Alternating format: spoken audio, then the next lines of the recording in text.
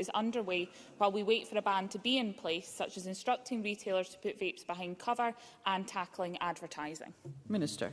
The British Government has published its draft regulations, which defines a single-use vape as a vape which is not designed or intended to be reused and includes any vape which is not refillable, not rechargeable or not refillable and not rechargeable.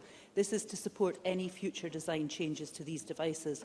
Organisations can view the full proposed definition in the draft regulations on the Scottish Government website, and we're currently working closely, as I've said, with other UK nations to ensure a consistent definition across the UK and with trading standard officers and other organisations to ensure the definition is fit for purpose.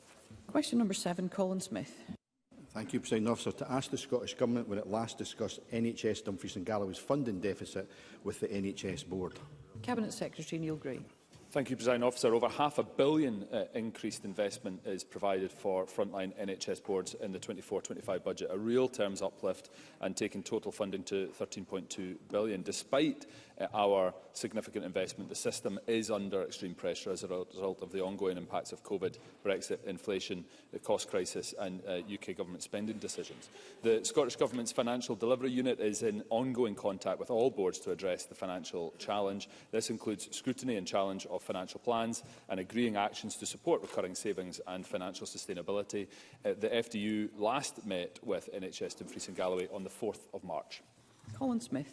NHS Dumfries and Galloway have projected they will face a £54 million deficit by March 2025, and the Scottish Government have ordered them to find £29 million in savings in the forthcoming year alone. In a region where you can't find an NHS dentist to register with, where mums-to-be in Wigtonshire have to travel a 150-mile round trip to Dumfries to give birth because a maternity unit in Stranraer remains closed, where cottage hospitals closed to deal with COVID haven't reopened, where there are record vacancies for consultants and record waiting lists, where exactly does the Cabinet Secretary expect NHS Dumfries and Galloway to make cuts of nearly £30 million in the next year alone without having a devastating impact on patient care?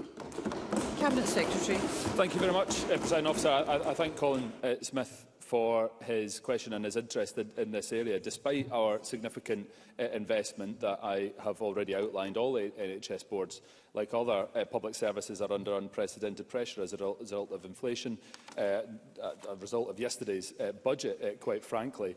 And this support that we're providing through the likes of the Financial Delivery Unit is funding to cover pay increases, scrutiny and challenge of 3-year financial plans, considering and reviewing the financial impact of national and local service planning options, work to deliver recurring savings of a minimum of 3%, supported by our Sustainability and Value Programme and the Financial Improvement Group. So that targeted additional support through the Scottish Government's FDU will be there to monitor and support boards in their financial performance and support financial improvement. But I recognise the challenges that Colin Smith has set out, and I'll continue to work with boards in order to ensure that we can see continued progression and improvement in our health service, whilst also addressing the significant financial challenges we're facing. Thank you. That concludes general questions. The next item of business is First Minister's questions. And at question number 1, I call Douglas Ross. Thank you, Presiding Officer. New statistics released this week revealed that January of this year was the worst month ever for long waits at Scotland's A&E departments. Almost 9,000 patients waited over half a day for emergency treatment. We spoke to Kirstine Campbell from Rossshire.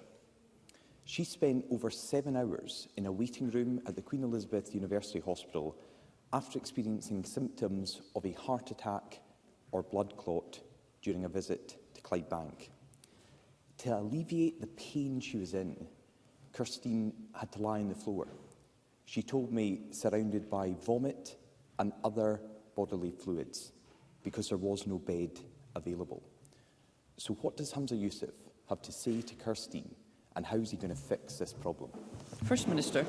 Presiding Officer, before I answer Douglas Ross's question, I did want to just say, and on behalf of the Scottish Government and indeed the party that I lead, that how sad we were about the tragic news of the loss of Nick Sheridan. Nick was an extremely talented journalist and author. He'll be greatly missed. Many of us in this chamber will have been questioned by Nick quite robustly, no doubt, whether it was on BBC Drive Time or many of the other programmes that he presented. My thoughts are with his family, his many friends and indeed his colleagues. It will undoubtedly be a very sad time indeed, Presiding Officer. In terms of the question that Douglas Ross asks, a very serious question, of course, indeed, what I would say to Kirstine Campbell and anybody else that's had to wait too long is, first and foremost, this government apologises to anybody who has to wait longer than any of us would expect in relation to A&E treatment or indeed when it comes to elective care or diagnostics. But it is precisely because we're still recovering from that global pandemic, which has affected every single health service in the country, that the Deputy First Minister stood here and ensured that we have record funding, over £19.5 billion of funding going into the NHS. It's also why, of course, we ensured that those who are at the front line, who are dealing with the likes of Kirstine, treating Kirstine, caring for Kirstine, and many other patients across Scotland, we ensure that they're the best paid in the entire UK. It's why we ensured that we increased their pay to record levels. It's why, of course, we've also increased staffing levels by historic highs under this government. So is the long waits, are the long waits that too many patients have to endure acceptable? Not at all. And that is why we're investing in our NHS. That's why we're investing in our staff. What makes that far more difficult, of course, is when we have those real-term budget cuts that come from Westminster, that slash public spending, not just in NHS England, but then have a consequence here in Scotland. So this government will continue to invest in our NHS, but most crucially, continue to invest in our NHS staff, who do an incredible job day in and day out.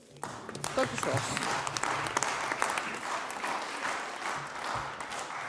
On behalf of the Scottish Conservatives, can I also pay tribute to Nick Sheridan? I have been interviewed by him in the past, and he was a robust but extremely professional journalist, and I know his loss will be felt so much by his family and his friends, and in particular his colleagues at the BBC and across the media, with whom he was so highly regarded.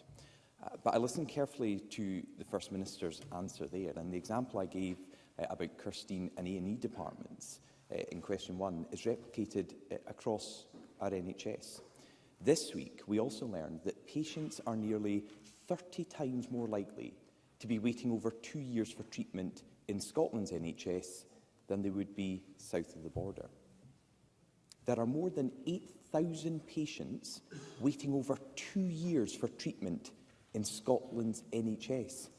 8,000 waiting over 2 years. Does Humza Yousaf think it's acceptable for one person, never mind thousands, to wait more than 2 years for treatment? And what is he planning to do specifically to deal with these appalling waits for treatment? First Minister. My first response that we don't believe that anybody who has to endure a long wait, be it for unscheduled care, be it for elective care, be it for diagnostics, is acceptable. But we also, of course, all understand, I hope, that the impact of the global pandemic has affected health services, not just in Scotland, but right across the world. Douglas Ross asks, what are we doing about it? It's because of our investment in the NHS, because of that record investment in the NHS, that we are seeing progress, we are seeing recovery. If I looked at the statistics that were out this week that Douglas Ross references, for example, we saw that in operations performed, there was an increase in January of 15% compared to the month before. And in fact, if we compare to January from the year before, there was a 16% increase. That shows, of course, activity moving in the right directions. In January, we saw January of this year, 702 operations carried out each day. That compares to 604 in the January prior. We look at long waits. There have been some, again, elements of recovery. We look at those who are waiting over 2 years in terms of new outpatients. That's down 66%. If I look at 2-year inpatients and day cases, down 25%. And Douglas Ross asks again, what specifically are you doing about it? Well, we're making sure that we're investing in our capacity. That's why, through our network of treatment centres, for example, 20,000 additional surgeries, we've provided that capacity. But I go back to my central point and end on this point, Presiding Officer. We're investing record amounts in our NHS. We're investing in our staff. We're making sure they're the best paid. That job becomes immeasurably difficult when we have a UK government that is taking £500 million out of our budget in real terms over the last 2 years. And for that, Douglas Ross really needs to use whatever influence, and we know, of course, he doesn't have much influence, but whatever influence he has to make sure that the Conservatives fund public services, not slash them to the bone. Douglas Ross. I think it's it's really important when we're speaking about our NHS and patients, we speak to those 8,000 people across Scotland who are suffering, waiting over 2 years. We'll just suspend this meeting briefly.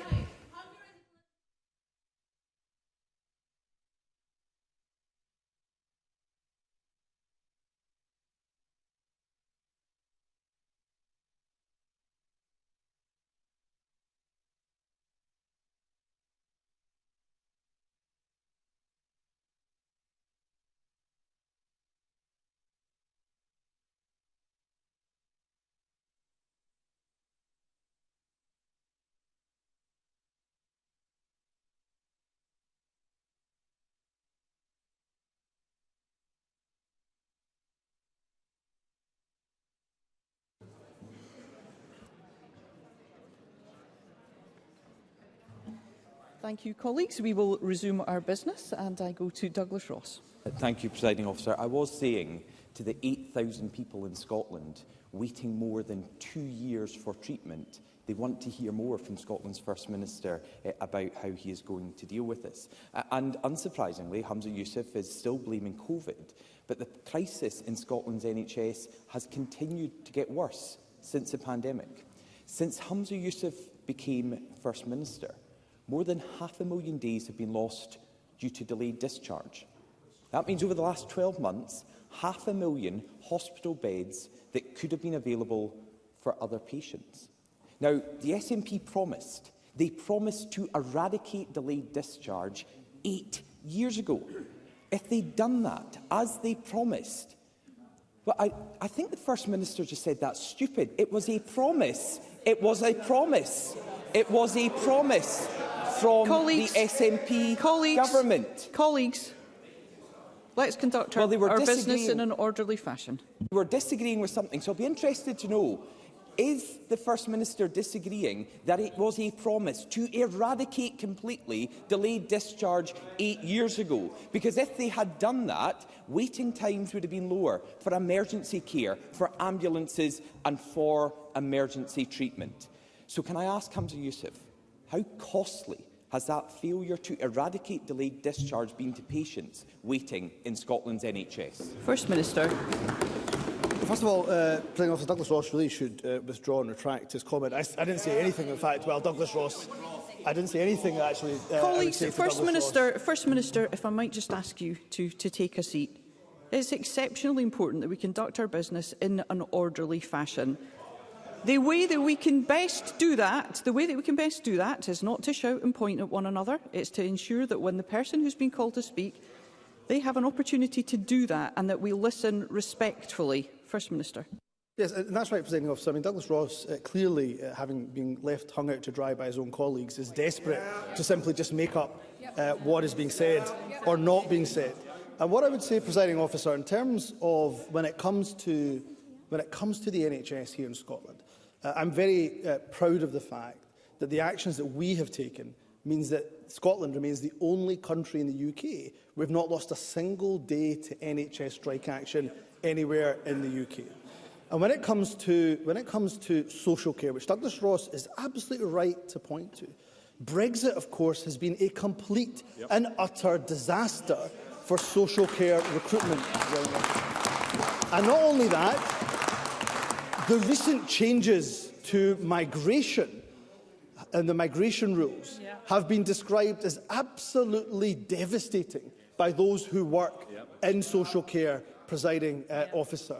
Add to that what I've already said, a real terms cut to our budget over the last couple of years, and indeed a £1.3 billion cut to our capital, which directly affects health infrastructure, then we are attempting to recover our NHS in the face of over 14 years of Conservative austerity, Presiding Officer. So the Scottish Government, the SNP-led Scottish Government, will invest in our NHS, make sure we have record staffing levels, the best paid NHS staff anywhere in the UK, and will continue to make sure that we invest in our public services, while Douglas Ross and his party take a hatchet to public services right across the UK. Douglas Ross. Last week, one whistleblower in NHS Grampian revealed to the Press and Journal paper that at one stage 18 ambulances were stuck outside Aberdeen Royal Infirmary. The whistleblower said this could have been up to half of the North East fleet of ambulances stuck in one place, unable to leave, instead of supporting and protecting the communities we serve. I can repeat this if the First Minister is getting advice from the Health Secretary, because I think it's really important. Please continue, Mr. Ross. I think it's really important. I think it's really important that the First Minister listens to what our professionals are saying in Scotland's NHS. Because this whistleblower in NHS Grampian continued. What? Is that the response we're going to get from a Cabinet Secretary in this Scottish Government? And I hope that is withdrawn. I hope that is withdrawn. Mr. Ross. I hope that is withdrawn. Mr. Ross, can I just say that I did not hear the comment that you have obviously heard, Mr. Ross, from the floor, but it is absolutely essential that members desist from any commentary when their colleagues are putting questions to one another and responding to them.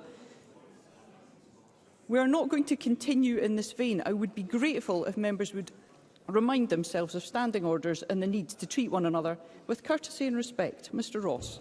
I can't believe Angus Robertson is smirking after saying that when I am quoting from an ambulance worker in NHS Grampian. So I will continue to read out their words because they seem to be uncomfortable for this SNP government. This whistleblower in NHS Grampian continued. Many of my colleagues share a concern that we are unable to help those most in need because we're tied up at hospital and not where they need us to be. And this is happening across Scotland. We spoke to Ian Black, who gave up waiting for an ambulance after 15 hours when he was told that Monklands Hospital was full. When he eventually got an ambulance the following morning, it emerged he'd suffered a stroke. Ian's still alive to explain his situation, but if this happened to other people, they might not be. Waiting 15 hours for an ambulance after a stroke will be fatal in other circumstances. So will the First Minister please take this more seriously than others on his front bench and tell us what urgent action he is taking to stop ambulances being stuck outside Scotland's hospitals, because people will lose their lives if he does not. First Minister. Of course we take this issue seriously. I'm not sure why Douglas Ross is so rattled this session of First Minister's questions. He mentioned the Press and Journal. It may be something to do, of course, with a great paper which I read many on with regularity, Presiding Officer. Members. In terms of the health challenges that those across the country are facing, and no doubt that the Scottish Ambulance Service also facing those challenges. That is why we've increased the funding for the Scottish Ambulance Service in the next financial year. And of course, in this financial year, we ensured that the Scottish Ambulance Service was provided £50 million. That funding, of course, helped them recruit an additional 317 staff by April of this year. So we're increasing the staff, recruiting more staff where we possibly can. There is no getting away from the fact, Presiding Officer, that the global pandemic impacted on health services right across the country, and including, of course, here in Scotland. Despite that, and thanks to the effort of incredible paramedics, incredible Agenda for Change staff, incredible doctors up and down this country, that's why we have and continue to have the best performing A&E in comparison to other parts of the UK. It's why we have the best paid staff in comparison to the UK. It's why we have more qualified nurses and midwives per head than in England. That's why we've not lost a single day of NHS activity to strike action. It's why when we look at waiting times, for example, we have made improvements and recovery, but there is still far more for us to do. So this government is not just committed to the NHS, we'll support it in its greatest hour of need by ensuring it has that record investment, that record over £19.5 billion investment, in very stark contrast to the UK Conservative government that has slashed public spending to the absolute bone so that Douglas Ross and high earners can get a tax cut. That is the wrong priorities, Presiding Officer. Question number 2, Anna Sarwar. Thank you, Presiding Officer. We will suspend briefly.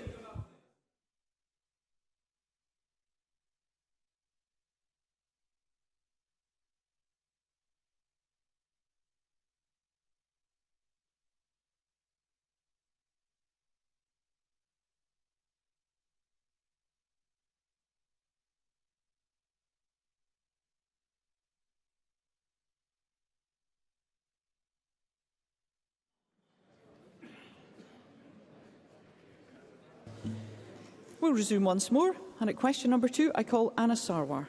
Thank you, Presiding Officer. Can I start by echoing the comments about Nick Sheridan? He was a young, talented and charismatic journalist with a huge future ahead of him, and our thoughts are with his family, friends and all his colleagues at the BBC.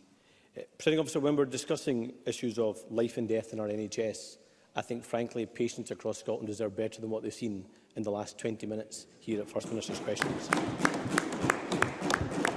The treatment time guarantee is a legally binding maximum waiting time of 12 weeks from referral to treatment. How many times have the SNP government broken this law? First Minister. Presiding Officer, while I don't have that figure to hand, there's no doubt, of course, that we have seen increases in waits and long waits due again to the global pandemic. We know there was challenges before the global pandemic, and that's fair to reference, but we're also making progress in terms of those long waits. But we are investing in a recovery, and that's why we've seen, for example, operations that were performed in January of this year increasing by 15% in comparison to the month before. But these are challenges that are faced right across the UK. If I look at the data for the 31st of December 2023, it shows that in Scotland there were 124 patients per 1,000 of the population for treatment time guarantee that were waiting, and new outpatient appointments as well. This is fewer in England, where 134 patients per 1,000 are on the RTT, referral to treatment waiting list, and Wales, where the figure is 244 per 1,000. So that is cold comfort, of course, to those that are waiting in Scotland. But the point being, of course, these are issues that are impacting our health service right across the UK. So I go back to the point I was making to Douglas Ross, to Anna Sarwar. We are investing in that recovery and beginning to see progress in relation to the reduction of those who are waiting the longest, and indeed in terms of activity in the NHS going up. So this government will continue to invest in our NHS with record funding of over £19.5 billion. Anna Sarwar. Presiding Officer, it is written in law that a patient should be treated within 12 weeks. The SNP have broken this law over 680,000 times. And Humza Yousaf might try and blame the pandemic, but this law was broken over 320,000 times before COVID. Shona Robinson broke the law 158,000 times. Michael Matheson broke the law 184,000 times. And Humza Yousaf broke the law 235,000 times. And since he published his so-called NHS recovery plan, the SNP have broken the law 306,735 times. Every one of these breaches is someone waiting anxiously for a medical procedure, often in pain. Many have put their lives on hold, stopped work or retired because of their condition. And too many of them have been forced to go private in the middle of a cost of living crisis just to stop the pain. So, First Minister, will you apologise to the 680,000 people your government has failed by breaking this law? First Minister. Presiding Officer, I already said in response to Douglas Ross, of course this government apologises and regrets anybody having to wait longer, whether it's for unscheduled care, whether it's for long waits, whether it's treatment time guarantees. We, of course, don't want a single person waiting longer, a day longer, a minute longer than they have to do. But what Anna Sarwar does is completely ignores the impact of the pandemic. He does this every time he talks about the health service. The pandemic, of course, was the biggest shock our NHS has faced in its 75-year existence. There was, of course, progress being made in relation to waiting times before the pandemic, but, of course, there's no doubt that the impact of the global pandemic has been severe on our health service. I go back to the point that we are beginning to see some improvements. We're beginning to see activity increase when it comes to, for example, those who've waited the longest, those 2-year waits. For outpatients, we've seen a reduction of new outpatient appointments, a reduction by 66% from the end of June 22, and for those inpatients or day case treatments, reduced by around about a quarter. And what are we doing about that? We're ensuring an increased capacity for 20,000 additional surgeries. We've also provided 7 mobile MRI and 3 mobile CT scanners to increase First Minister. additional activity. And we're also supporting mobile operating theatres right up and down the country. But I go back to the point I made to Douglas Ross Sarwar, that we're doing all of this in the face of 14 years of UK Tory austerity and a real terms cut to our budget. Much better for us that we had control over our own finances, so we wouldn't be at the behest of cruel Westminster governments who continue to cut our budget, Presiding Officer. Anna Sarwar. Spending plans for Labour's. Presiding Officer, 17 years in government, and that's the best answer they've got, seriously. Because across nearly every measure, this government has failed. They have broken the treatment time guarantee law 680,000 times, 320,000 times before the pandemic. Now, Humza Yousaf wants to pretend that things are getting better. But let's look at the NHS stats published just this week. A third of patients not being seen within 4 hours in our A&Es. Over 8,500 people waiting more than 12 hours in 1 month. 55,000 fewer planned operations in the past year compared to before the pandemic. 5,500 children waiting to receive mental health treatment. And 1 in 5 people getting crucial bowel cancer tests. Only 1 in 5 people getting crucial bowel cancer tests on time. Shocking, when cancer remains Scotland's biggest killer.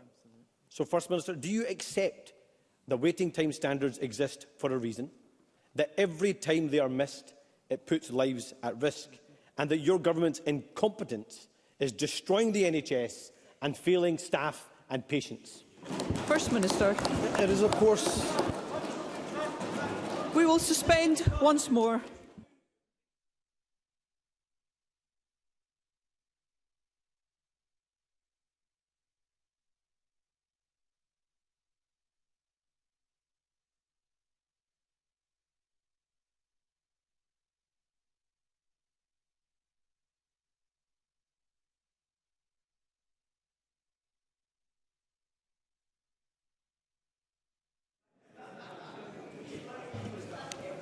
I call upon the First Minister to respond.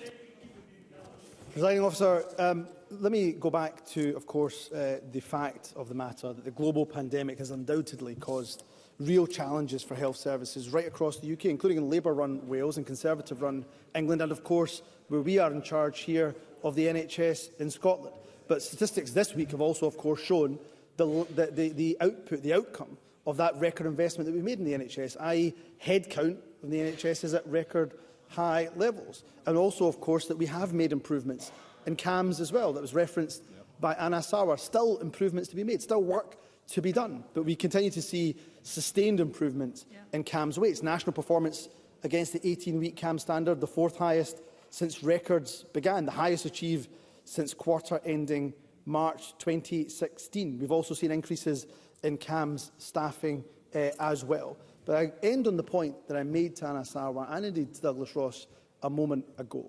We know that the NHS is struggling as a result of the global pandemic. That's why we're investing over £19.5 billion in the most precious institution, our National Health Service. But we're doing that in the face of a real terms cut over the last couple of years from the Conservative government. What makes that even more difficult, of course, is that when Labour's General Election Coordinator is asked if he disagrees with a single Conservative budget proposal, he says no.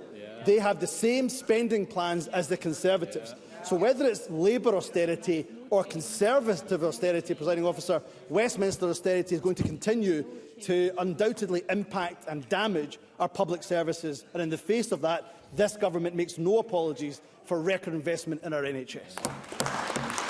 Question number 3, Brian Whittle. Thank you, Presiding Officer. To ask the First Minister what action the Scottish Government can take to help encourage children into sport and cultivate future world-class athletes in the light of recent successes of Josh Kerr and Gemma Reekie at the World Indoor Athletics Championships in Glasgow. First Minister. Well, let me also offer huge congratulations to both Josh and Gemma on their fantastic medal-winning performances. Let me also thank the team at Glasgow and all those involved in, of course, the World Indoor Athletic Championships for the incredible work that they have done in putting on a spectacular championships earlier this month. We know that being physically active is one of the best things that all children and young people can do to help their social, physical and, of course, their mental well-being as well. As set out in the programme for government, we're working with Sport Scotland to ensure active schools programmes are free for all children and young people by the end of this Parliament, providing them with more opportunities to take part in sport before, during and after school. Sport Scotland's investment helps to support key partners to deliver programmes that address the inequalities that exist in access to sport and physical activity, by increasing participation, creating a pathway for success at every level in all sports. We will ensure anyone in Scotland does and can achieve their full potential. Brian Whittle. Can I thank the First Minister for that answer and quickly point out that we don't just have Josh and Gemma, we also have previous World 1500-metre champion Jake Whiteman and Olympic medalist Laura Muir in the middle distance events, or to give middle distance events their full title, proper sport. I cannot wait for the Olympics. But, First Minister, as much as these athletes are inspirational to our young budding sports people, these young people have to be able to access sport. School sport is on the decline, and local authorities are closing so many of our public sports facilities, or at least having to increase charges. Access to sport is on a very steep decline. So can I ask the First Minister, with the huge societal, community, health and educational benefits that sport brings, does he agree with me that cutting those opportunities for participation is a false economy? First Minister. We will suspend once more.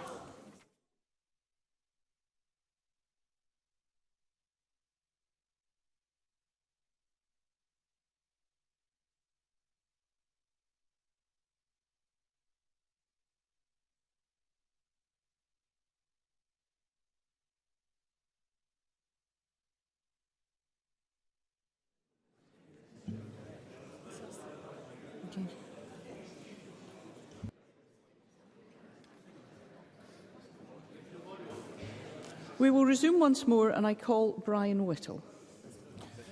I've asked my question.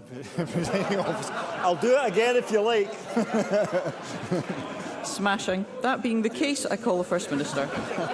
In fairness, Presiding Officer, it was a good question. I don't think he has to, Brian Whittle has to repeat it. Can I say to Brian Whittle, I know he's had a long-standing, of course, interest himself, of course, being an accomplished athlete. I was going to say at one time, but I think still continues to be an accomplished athlete of sorts, Presiding Officer. I will stop digging and move on, Presiding Officer. Brian Whittle was right to mention Jake Whiteman, Laura Muir, Eilish McColgan and, of course, many other of our fantastic Scottish athletes to that list. What I would say, to give some reassurance to Brian Whittle, if I can, across 23-24, Sport Scotland are investing £36.7 million of Scottish Government and National Lottery funding into Scottish governing bodies of sports, and this increase represents an 8.6% increase in the previous year. But his point is well made around local facilities. That's why this government is providing local government with record funding of more than £14 billion. That's a real terms increase, despite the real terms budget cuts that I mentioned. But I go back to the point I've made throughout this First Minister's questions, Presiding Officer. This would be far easier to support local government, to support our sports facilities, if we weren't facing a £500 million cut over 2 years to our budget, or indeed a £1.3 billion cut to our capital budget. So any influence at all that the Scottish Tories have, which seems very minimal indeed, to help their Conservative colleagues down in the UK Government to make sure they're spending on public services, would be much appreciated. Fulton McGregor. Thank you, Presiding Officer. Having the opportunity to share in sporting victories can play an important part in helping to encourage children into sport. Does the First Minister therefore agree with me that showing Scotland's men's and women's football matches on free-to-air TV could help to inspire the next generation of talent? Can he advise what steps can be taken to open up these games to as wide an audience as possible? First Minister. Yeah, I do agree with Fulton McGregor in his question. I agree that we want to ensure our children don't miss out on the opportunity of being inspired by seeing their footballing heroes play, but not just children. Of course, we know we want to encourage everybody at any stage of their life to become physically active and being able to watch sporting activity, and particularly in relation to some very important football matches and football tournaments coming up this year, could inspire, we know, a whole generation of boys and girls to take up the sport. So while broadcasting and the listed events regime are reserved, we want a fairer and more representative service for Scotland. We continue to argue for its improvement and ensure that it better reflects and prioritises the interests of Scottish audiences. We'll continue to advocate for the inclusion of national football matches, such as qualifiers for future World Cups and European Championships, to be included in the regime. We've written to the Secretary of State and DCMS on a number of occasions on this matter, but I'm afraid without any reply whatsoever. Question number 4, Kenneth Gibson. Thank you, Presiding Officer. To ask the First Minister what impact the Spring Statement will have on Scotland. Well, the Spring Statement marks another failure by the UK Government to deliver funding for the people and the public services of Scotland. The combined cut of national insurance across autumn and spring statements equates to the loss of up to £1.6 billion in potential consequentials for Scotland. That's £1.6 billion we could be spending further on the NHS, on education, on transport, on our justice services and all of our public services. Health consequentials of £237 million are nowhere near enough given the pressures we face. They don't cover, for example, the recurring cost of the Agenda for Change pay deal. Based on the latest forecast, our block grant for capital is now expected to reduce in real terms by £1.3 billion by 27-28. The absence of investment in public services and infrastructure is nothing, frankly, short of a betrayal of our public services by the UK Government. Kenneth Gibson. I thank the First Minister for that answer. We will suspend once more.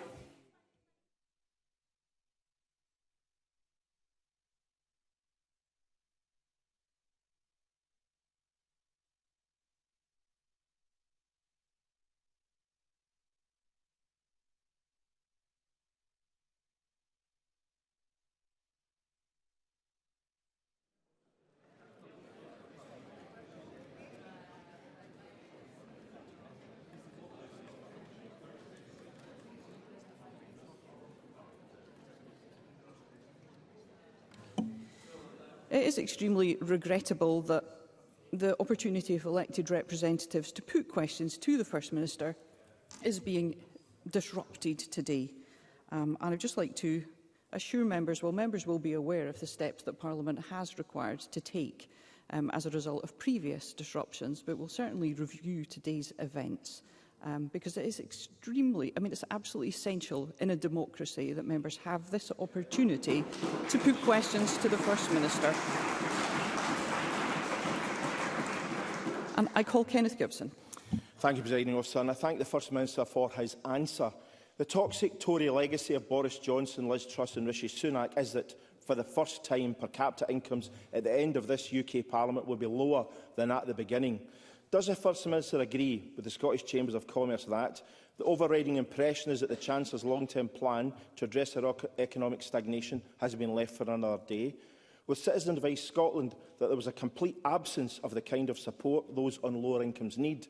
And with Douglas Ross, who said that he was deeply disappointed that the one-year extension of the windfall tax to the oil and gas industry is a step in the wrong direction? First Minister. I hesitate to say that I agree with Douglas Ross, and I have to say, but on this occasion, when Douglas Ross said the Chancellor's budget was going to harm Scotland, was bad for Scotland, it's probably the first time Douglas Ross has ever been in tune with Scottish public opinion, Presiding Officer. So disastrous a betrayal of workers in the North East. Apparently, Douglas Ross threatened to resign, but he's still sitting here. I wonder if he sold out the North East for a peerage, or indeed to be a Privy Councillor. We don't know, but I'm sure in time, Presiding Officer, we'll find out, because Kenneth Gibson is absolutely right. The Tories, over 14 years of economic mismanagement, have imposed upon this country a disastrous Brexit we didn't vote for. They've ushered in a cost of living crisis from a government that we didn't elect. And for the first time on record, as Kenneth Gibson rightly says, the economy is set to be smaller in real terms per capita at the time of the next general election than it was at the previous election. And astonishingly, Labour don't oppose a single measure in the budget. So what we know, First Minister. is whether it's Labour or Conservatives, that Westminster doesn't work for Scotland.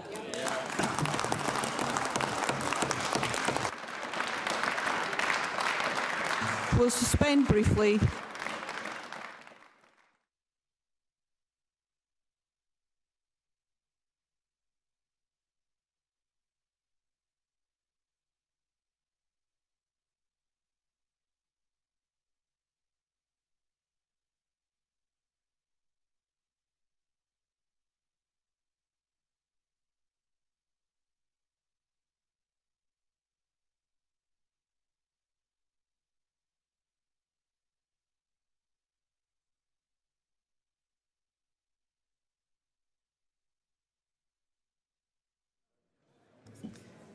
I call Liz Smith. Thank you. The Chancellor's budget did actually prioritise improving public sector output and efficiency. For example, £3 billion going to the NHS to update IT and to streamline all the data and AI. Can I ask the First Minister when we will see similar changes in Scotland for public sector reform, as the Finance Committee has been calling for? First Minister.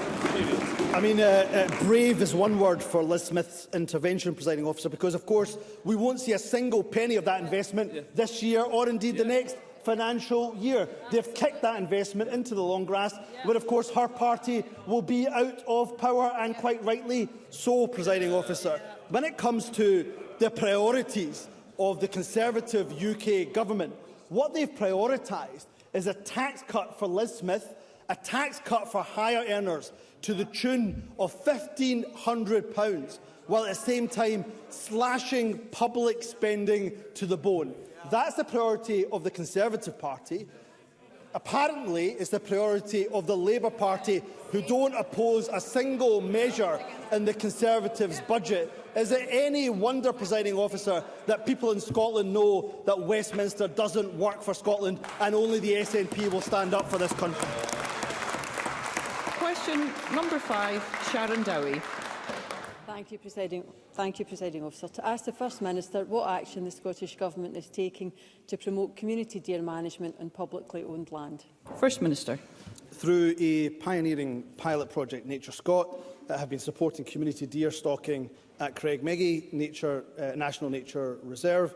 The initiative giving those living nearby the opportunity to learn deer management skills when fully trained and qualified, giving them access to the reserve to shoot deer in season for their own consumption. Crown Estate Scotland also support access to land for deer management by letting their shooting rights to local shooting associations and syndicates. Community deer management models are common in many European countries, and the Scottish Government's... We'll suspend briefly.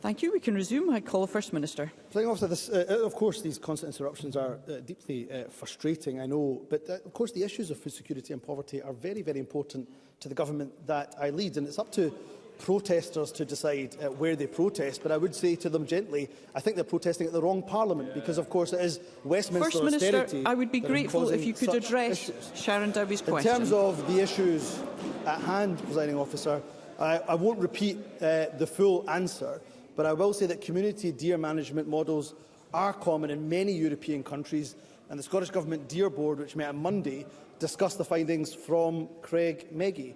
We want to ensure that local communities are indeed reaping the benefits as we step up deer management in Scotland to meet our climate and our nature aims. Sharon Dowie. Thank you for that answer. There are numerous benefits of community integrated deer management. It builds resilience and opportunities in local communities, reduces the burden of large deer contracts on the taxpayer, and helps protect the environment across areas such as the Carrick Forest in Ayrshire. Local wild venison is a fantastic, sustainable food source to be harvested, processed and consumed that we must champion. And I note the work of the British Association for Shooting and Conservation and the Country Food Trust, who are in Parliament this week. Does the First Minister agree that the Scottish Government must do more work with rural stakeholders such as Basque to bolster Scotland's venison potential? First Minister. Well, I agree with a lot of what Sharon Dowie has said. We know that effective deer management can help to tackle the twin climate and biodiversity crises. Local communities, we want them to benefit from deer management, and they can benefit both in terms of socio-economic opportunities, but also, as Sharon Dowie rightly says, from venison as a healthy and nutritious food source. I'm more than happy to ensure that the Cabinet Secretary writes to Sharon Dowie with details of how we're supporting effective deer management. Of course, I would make the point, as I'm sure Sharon Dowie is aware, that we are intending to bring forward legislation which ensures effective deer management in the context of the twin climate and biodiversity crisis. In fact, the consultation is still open until the 29th of March, but we will continue to engage with rural stakeholders, Basque included, and others to ensure effective deer management for Scotland. Alistair Allen.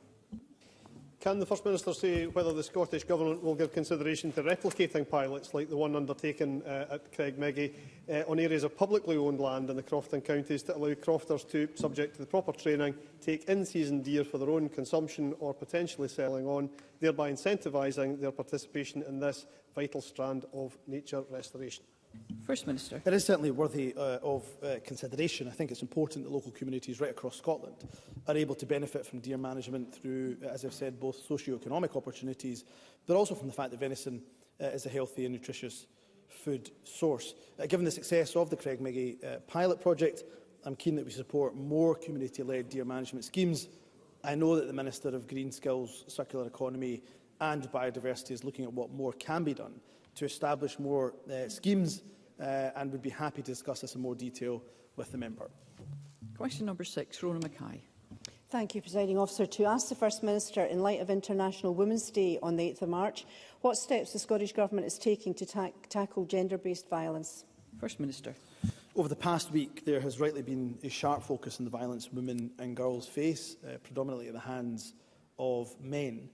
We have to stand against that collectively, and we must tackle the societal attitudes and root out the toxic behaviours that underpin those actions that lead to such abuse and to such violence against women. The Government is doing this through our Equally Safe strategy, which focuses on early intervention, prevention and support services. And of course, we want to go further and do more. We also want to transform how our justice system responds to sexual violence and ensure that women and girls have confidence in a justice system which will effectively hold perpetrators to account and, crucially, won't re-traumatise those women who have suffered such abuse. That's why our Victims, Witnesses and Justice Reform Bill is so important and can also play a major role in supporting survivors and the victims of gender-based violence. Rona Mackay. The First Minister for that answer. On speaking about the Government's proposals for a sexual offences court, Scotland's second highest judge, Lady Dorian, said to the Criminal Justice Committee, and I quote, "The fact is there's no option to do nothing. Either you embed this in a new culture and a court of uniform practice across the country, or you try to embed it piecemeal." First Minister, is it proposals like a specialist court that can build confidence in our justice system for women and girls and improve the experience of complainers? First Minister. Absolutely, Presiding Officer. Establishing the Sexual Offences Court, alongside a raft of other measures intended to improve the experience of victims contained within the Victims, Witnesses and Justice Reform Bill, can play a crucial role in building the confidence of women and girls in our justice system. Lady Dorian is absolutely right. There is no option to do nothing. That's simply not an option that anybody in this chamber can or should be considering. Piecemeal reform will fail to deliver the changes in culture that we so desperately need. Those changes in culture, those changes in processes, those changes in practice that are clearly necessary. It's only through systematic reform to our court system, including the creation of a Sexual Offences Court, that we can embed a culture that supports victims, supports survivors of sexual offences, gives them the confidence that they will be treated with dignity and respect within a system that effectively holds perpetrators to account. So I'd encourage everyone in this chamber to support the important proposals that are contained within this bill. Pauline McNeill. Image-based abuse is often where girls are coerced into creating or sharing nude images. and shared to someone else without their consent. But a report by Revealing Reality, a think tank funded by the Home Office, found it was a particular problem in pupils at school, and it found that many boys sharing nude images without consent was seen as a way to gain respect from their male peers. And the report also found that boys often do not understand what they are doing is abusive. I would like to acknowledge the work the Scottish Government is doing on this, the Cabinet Secretaries General Ruth and also Minister Siobhan Brown. But would the First Minister consider that we should conduct some research, not only on the impact on girls of this, but to examine the extent of it so we're clear what it is exactly we are trying to tackle? First Minister. I am happy to consider the suggestions that Pauline McNeill has made, and I want to pay tribute to Pauline McNeill as well, who's a long track record of standing up against violence against women and girls in this Parliament. The Abusive Behaviour and Sexual Harm Scotland Act of 2016 does make it a criminal offence to share intimate images without consent. There are a wide range of laws that relate to image-based sexual abuse. But I agree with Pauline McNeill that it isn't just about legislation and laws. They're important, of course, in their own right. We will suspend briefly.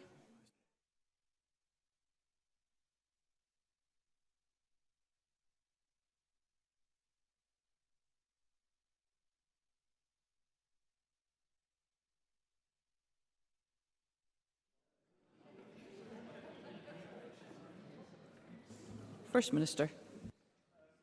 I won't repeat again everything I've already said, but as well as the importance of laws and legislation, which I know Pauline McNeill recognises, she makes a very important point about understanding the nature of the problem, the extent of the problem, and how we deal with that. And that was why I was pleased to be at Moffat Academy earlier this week with the Cabinet Secretary for Education, where we launched our gender-based violence in schools guidance, published this week, and making it clear that the sharing of sexual images was of course unacceptable, but also giving guidance and the appropriate tools to schools to address those issues. And one of the projects that we heard about at Moffat Academy was the Mentors in Violence Prevention programme, which empowers students, pupils, particularly older pupils, to be able to talk to younger pupils about the importance of issues such as consent and so on and so forth.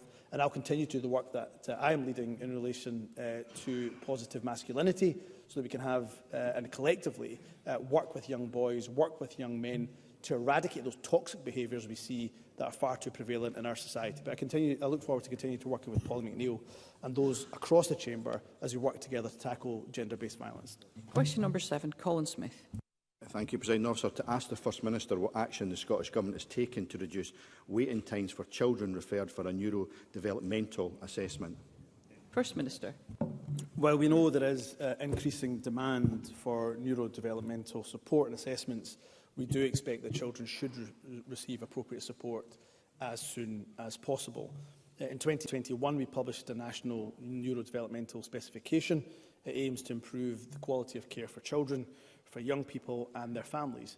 The specification itself, as the member may know, outlines 7 standards developed with children, developed with families and indeed with key partners for service providers, underpinned by the fact that support should be in place when children need it, rather than dependent on a formal diagnosis. The support is likely to be community-based and should be quickly and easily accessible. We continue to work with health boards and local authorities to enhance support for neurodivergent children and young people, including how quickly they can access the support I've already mentioned. We provided over £1 million to support 5 pilots to implement targeted aspects of the specification. This learning will support wider implementation right across the country. Colin Smith. Thank you, President Officer. The First Minister is correct. In September 2021, the Government did set a standard of care. That standard said that children and young people referred for a neurodevelopmental assessment should have an initial appointment no later than 4 weeks. At that time, my constituent, just 10 years old, had been on the waiting list with NHS Lanarkshire for a year. She's now 13 years old and has been on that waiting list for 3.5 years. 3.5 years, First Minister, and she still has no appointment. Her mum told me my daughter has spent a quarter of her life on a waiting list and no one seems to care. First Minister, why does no one care? Why, on your watch as Health Secretary and now First Minister, is that wee girl and countless others having to wait nearly 4 years just to receive an assessment, never mind any care that she may need? First Minister. Presiding Officer, of course, understandably so, Colin Smith hasn't mentioned the name of the individual constituent. If it is the one that he has written to the Health Secretary about, then we have responded back to Colin Smith, and my officials have been in touch with the Health Board, who say that they will be contacting the family imminently. So he has been given an update if it is the constituent that I believe it to be. So we'll continue to work with the Health Board, because I accept fully, without any equivocation, the point that Colin Smith is making, that waiting 3.5, almost 4 years is simply not acceptable. So that's why we're providing funding to our health service, to our health boards, in relation to tackling some of these issues, and of course making sure that over the course of the last few years we've continued to prioritise mental health funding to record levels under the SNP government. But if he wants further information about his particular constituent case, he's more than welcome to write back to the Cabinet Secretary for Health. But my officials have contacted NHS Lanarkshire and asked for an immediate update. We will suspend briefly.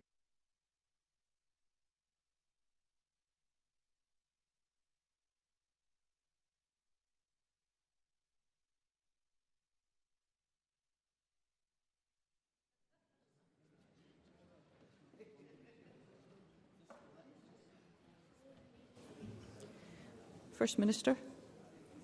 I ended, Presiding Officer, I think by saying that my office have been in touch, my officials have been in touch with NHS Lanarkshire, and we do hope for this particular family that there will be some progress very soon, and happy to continue to liaise with Colin Smith on this particular constituent case.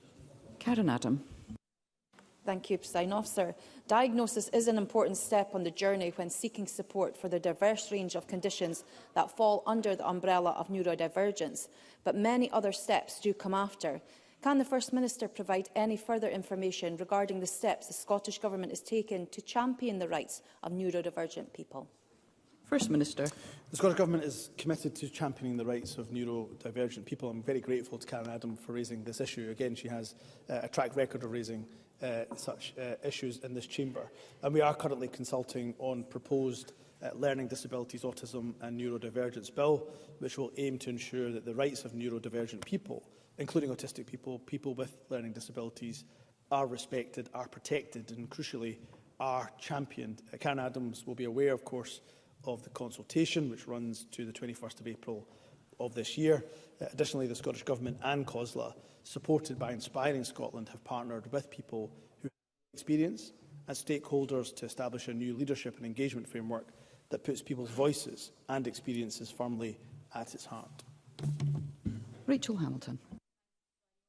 Many children coped with the challenges of the pandemic, but those already struggling with mental ill health, the impact of lockdowns and lost schooling are likely to have made their condition worse. And shockingly, in the Borders, just 40% of young people started CAMHS treatment within the 18-week target. To remind the First Minister, his own target is 90% in 18 weeks. First Minister, no more lame excuses. Will your government get to grips with this scandalous CAMHS crisis now?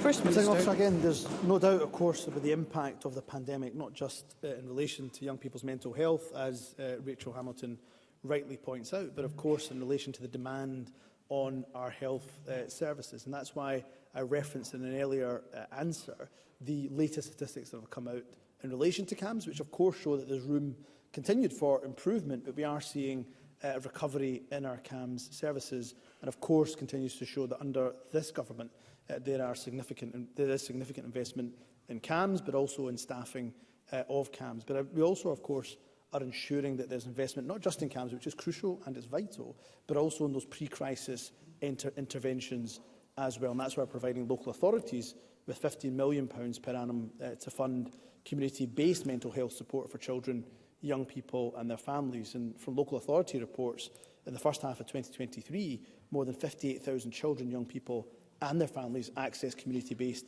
mental health support. So we'll continue to invest in our NHS with that record investment of over £19.5 billion, and continue to make progress along that journey of recovery that we're very firmly on. Thank you, First Minister. Unfortunately, the opportunity for more elected members to represent their constituents by putting questions to the First Minister has been disrupted once again. I think we would all agree that the principle of this Parliament being open and accessible is extremely important. Visitors are very welcome to attend to see their elected representatives at work, but not to disrupt this work. And again, I would say to colleagues that the Parliament will work with security colleagues and with Police Scotland and will take any further action that is required in this regard. That concludes the First Minister's questions, and we will now suspend briefly to enable the Chamber and Gallery to leave.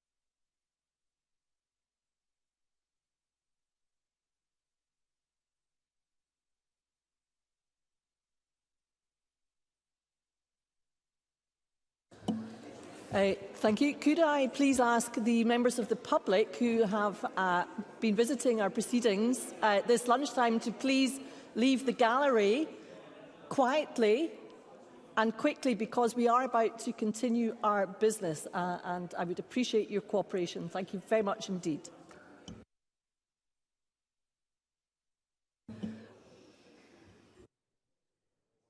Thank you. We will move on to the next item of business, and the next item of business is a members' business debate on motion 11697 in the name of Mark Ruskell on site-specific just transition for Mossmoran.